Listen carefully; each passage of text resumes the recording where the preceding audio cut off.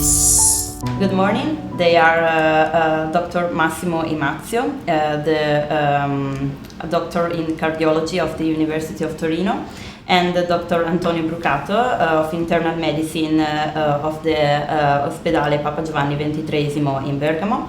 And they both are reference centers for pericardial disease. What is the pericardium and why is it useful for? The pericardium is a fibroserosal membrane covering the surface of the heart. It provides mechanical protection to the heart, and also for the pericardial fluid, a small amount of fluid between the pericardial layers offer reduction of the attrition between the heart and the surrounding organs. Which kind of disease can affect the pericardium? The main kind of disease that may affect pericardium is acute pericarditis, that is acute inflammation of pericardium. The disease may be very acute or may be chronic or subacute. In other cases, you may have a pericardial effusion, and the amount of fluid may be small or very large. Dr. Imazio, what are the causes? Well, the main causes of pericardial diseases are divided into infectious causes and non-infectious causes. All over the world, the most important cause of pericardial diseases is represented by tuberculosis, especially in countries where tuberculosis is endemic, such as developing countries, for instance, Sub-Saharan Africa, Asia or Eastern Europe. In this country, tuberculosis infection is often associated with HIV infection. In Italy, Western Europe and North America, the most common causes of pericardial diseases are represented by viruses, but in clinical practice, generally, most of them will remain idiopathic without a well-recognized cause. Among the non-infectious causes, the most important causes are represented by systemic inflammatory diseases or autoinflammatory diseases, neoplastic involvement of the pericardium, especially following lung cancer, breast cancer, lymphoma or leukemia, post-traumatic pericarditis following iatrogenic trauma, such as following cardiac surgery or thoracic surgery or percutaneous cardiac intervention, such as ablation of arrhythmias, percutaneous coronary angioplasty or pacemaker implantation, but also post-traumatic following accidental trauma. Other causes are represented also by metabolic causes, especially hypothyroidism or renal failure. What are the main symptoms of pericarditis, Dr. Brucato? The main symptom for sure is pain. Pericardial pain is a quite typical pain. Pain is exacerbated by the position, the prone position particularly, and is alleviated when the patient stands up or leaning forward. This pain is quite typical. If this kind of pain is present, for sure the patient has an involvement of pericardium or of pleura, often both pericardium and pleura.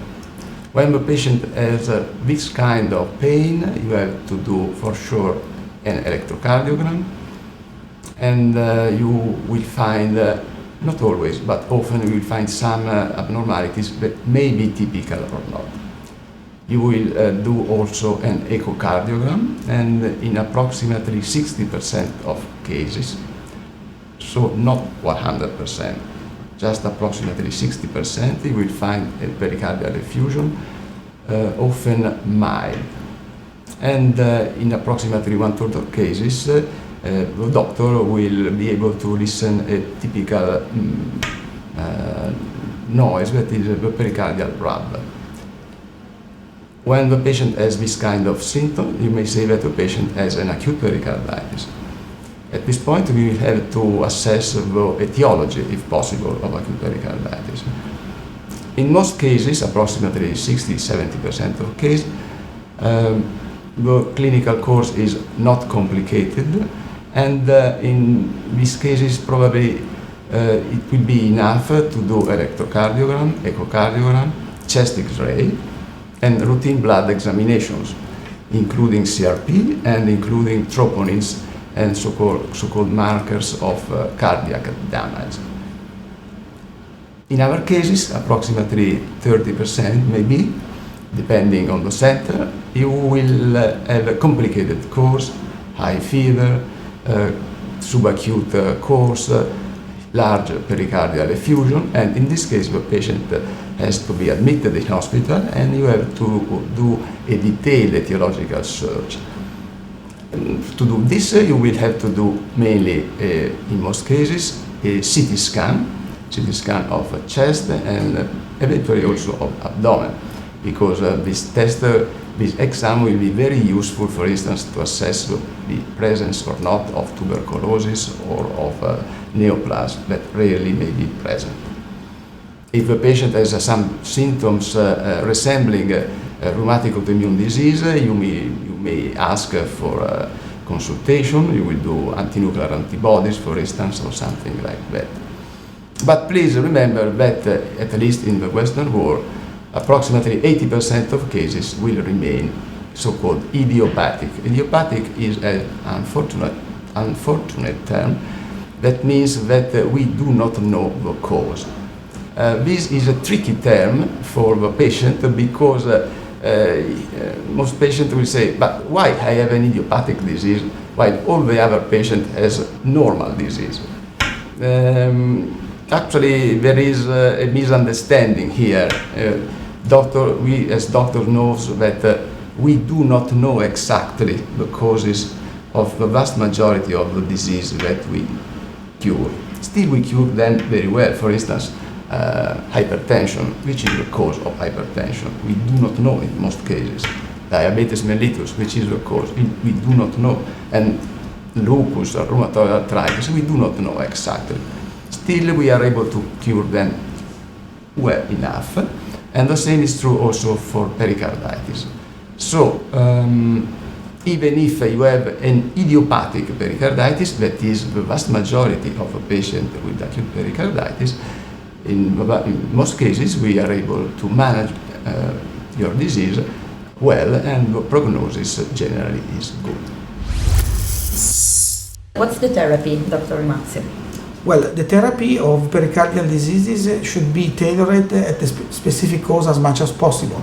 This means that if we have a tuberculous pericarditis or a tuberculous pericardial effusion, the therapy will be antibiotic therapy that should be prescribed in accordance with also with the agreement of the infection disease specialists.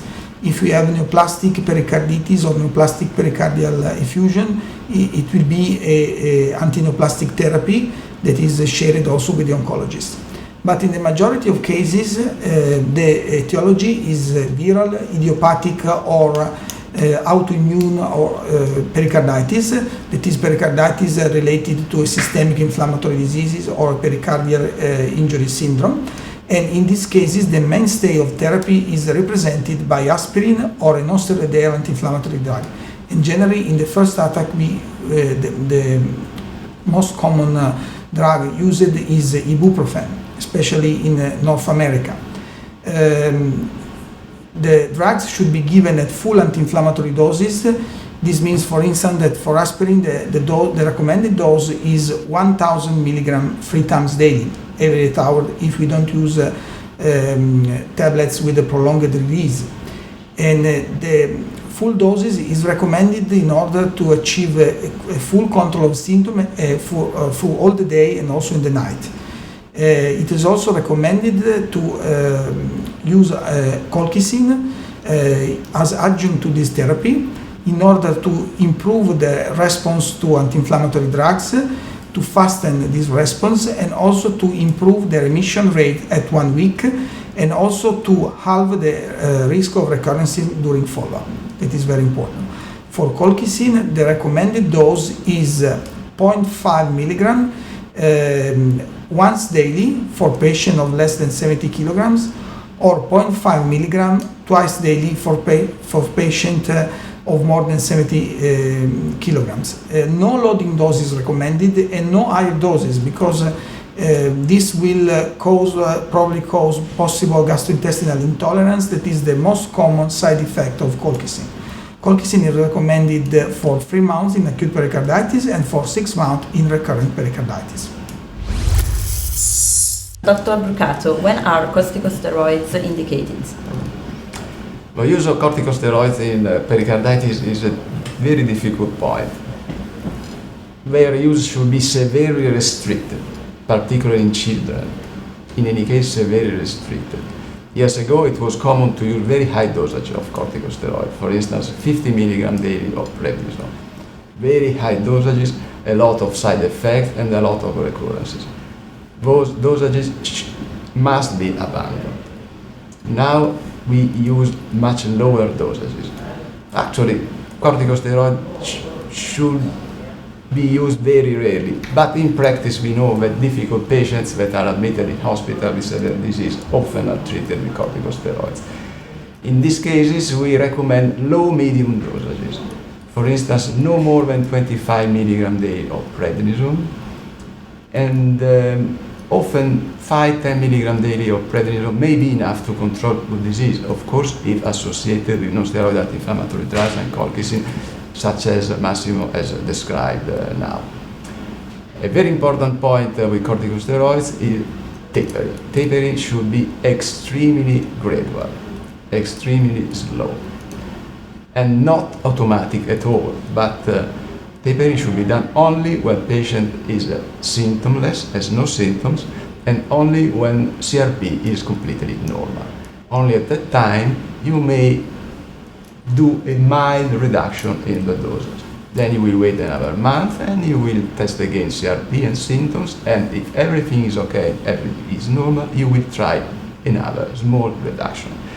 An important point is that difficult patients might have recurrences, of course, while they are tapering corticosteroids, and in those cases, the very important point is that you have to do every effort not to increase again the dosage of corticosteroid, not to increase again, but we have to maintain the present dosages of corticosteroids, eventually splitting it into half dosages, pushing at the maximum dosage those of non-steroidal anti-inflammatory drugs.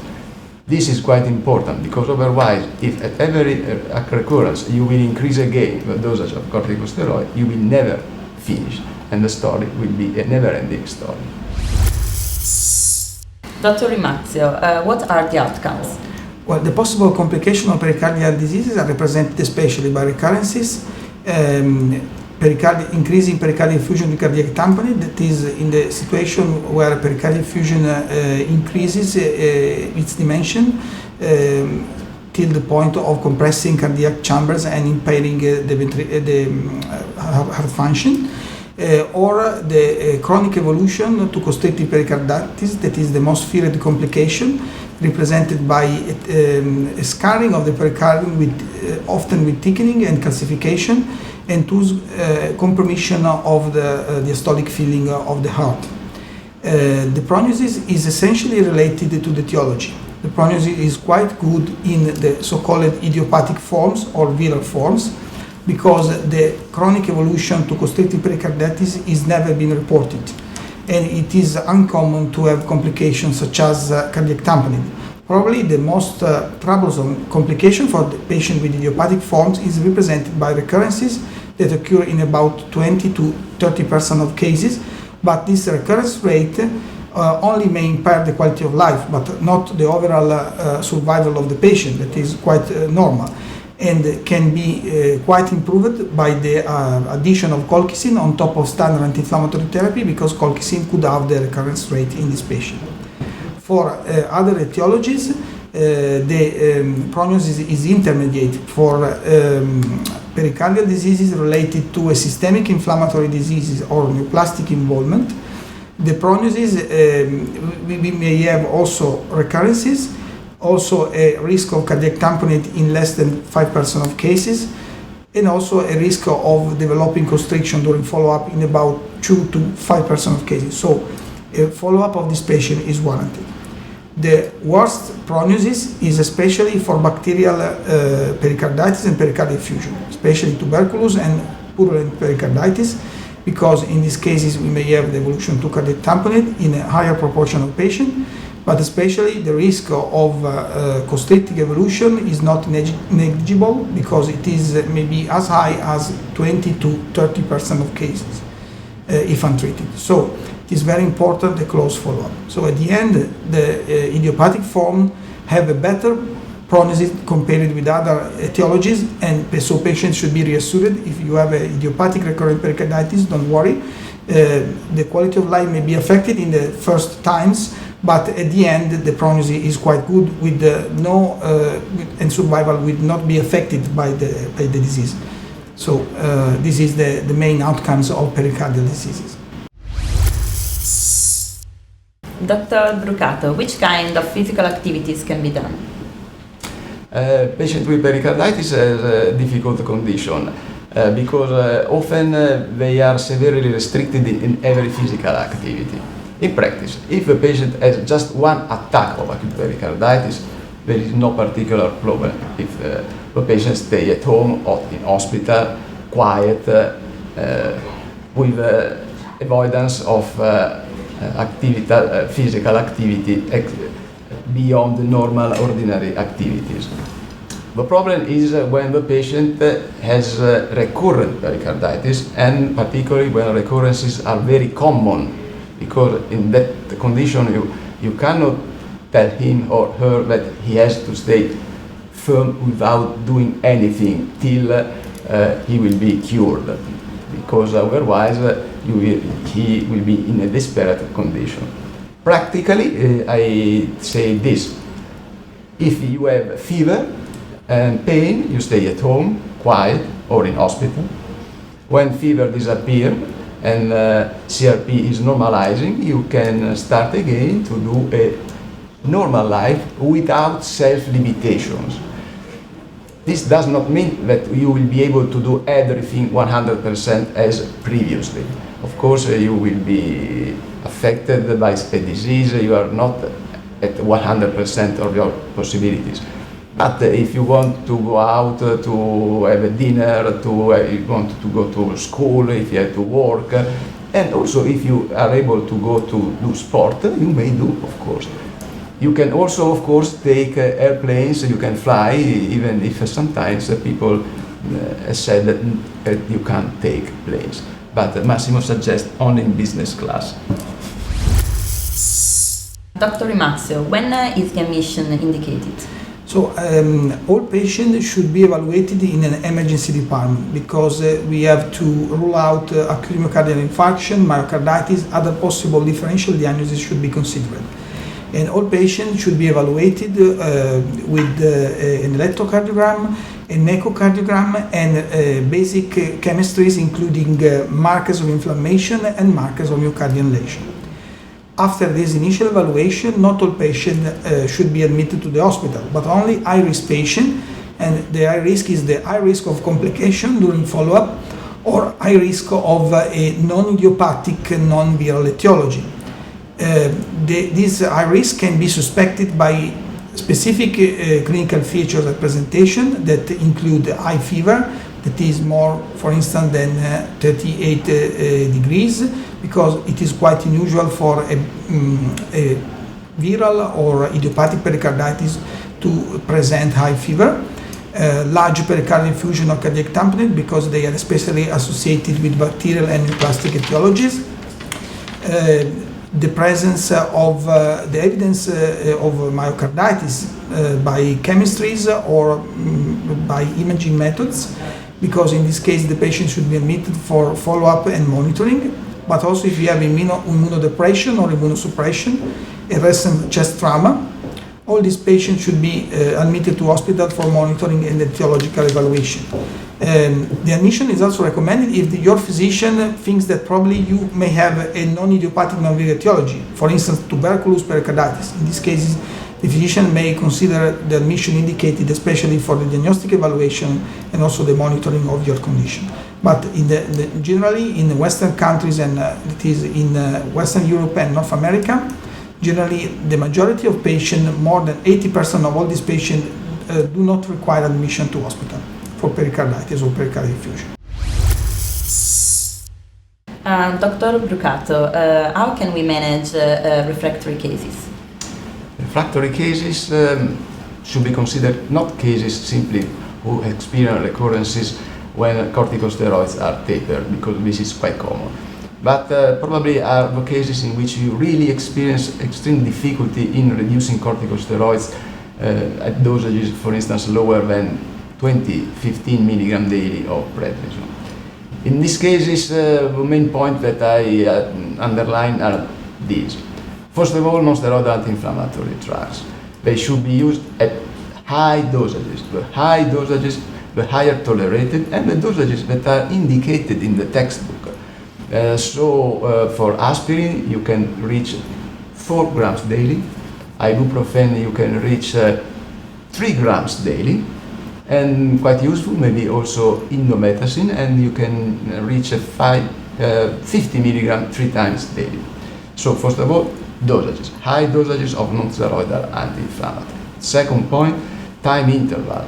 The length of action is 6-7 hours. So if you give the last pill at 7 p.m., at 4 a.m. the patient will experience pain, severe pain.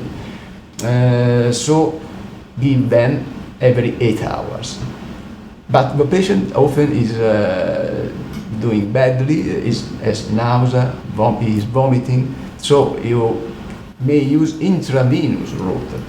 If the patient is admitted in hospital, please consider seriously the possibility to give non-steroidal anti-inflammatory drugs not by mouth but intravenously, and they are quite effective. Second point, colchicine. This patient must start colchicine, low dosages of colchicine, 0.5 milligram. That is, at least in the vast majority of Italy, half of a tablet. If the patient tolerates this low dose, you can increase it to 0.5 milligram twice daily. This means half of a tablet twice daily, not 1 tablet twice daily, because if you give a mistake, if you do a mistake and will give 1 tablet of 1 milligram twice daily, the patient will experience diarrhea. And I'm sure that somebody will interrupt colchicine, and this will be a problem because you will not use a very useful drug. The last point, corticosteroids. This patient usually start or are under corticosteroids. If you start corticosteroids, you may start even with low dose, for instance, twice daily, maybe 10 milligram methylprednisolone twice daily, and this will be enough. There are a strict minority of cases that still will be very ill. This patient should be referred to referral center with high experience, and for these difficult cases, at present we have 3 possibilities: azathioprine, IVIG, high-dose intravenous immunoglobulin, and anakinra. This is very specialist, of course, referral centers. Just to underline, azathioprine is a slow-acting drug. It will need 2 months to work, so it will not be useful during the acute attack, while IVIG and anakinra may be very useful also during the acute attack. Dr. Imazio, when surgery may be considered? Surgery should be considered especially for constrictive pericarditis. This is the well-established indication for surgical therapies in pericardial diseases. But we have also to consider for the minority of patients who have really true refractory recurrent pericarditis or refractory cardiac tamponade without an established diagnosis, and also after all efforts have been done to use also emerging new therapies such as azathioprine or immunoglobulins or anakinra. But in that cases, in tertiary referral center, pericardiectomy may be considered. It is an option to offer to our patient, but it is very important the selection of the patient and also the referral of this patient to tertiary referral center with specific experience in this type of surgery. Dr. Brucato, can you tell us something about children and pregnant women? Sure. Children, of course, may suffer pericarditis and pericardial diseases. Causes and clinical course is quite similar to those of the adults, and again, the vast majority are so-called idiopathic, recurrent pericarditis, so-called idiopathic, with a good prognosis. Concerning therapy, therapy is quite important, and therapy in children is based on a high dosage of non-steroidal anti-inflammatory drugs and colchicine, that is a safe drug even in very young children. You may use and you have to use. On the other hand, you don't have to use corticosteroids, because corticosteroids in children are very dangerous, because in particular they may impair the growth of the growing children, and they may induce so-called stria rubra that are quite devastating for the skin reaction, skin abnormalities, quite devastating for the young children. In children, reassurance of the baby and of the family is quite important, and it is also important that children with recurrent pericarditis may be allowed to have a near normal life with no particular restriction in their usual activities. Concerning pregnancies, pregnancy may occur. They are, of course, not very common. With Massimo, we have followed more than 30 pregnancies. They have to be followed by centers with experience, of course, but in this case they may have a very good outcomes. Therapy normally is based on very low dose of corticosteroids, aspirin, and eventually paracetamol. I have to say that in some countries all over the world also colchicine sometimes is used during pregnancy, but this is not common or extremely unusual in Italy.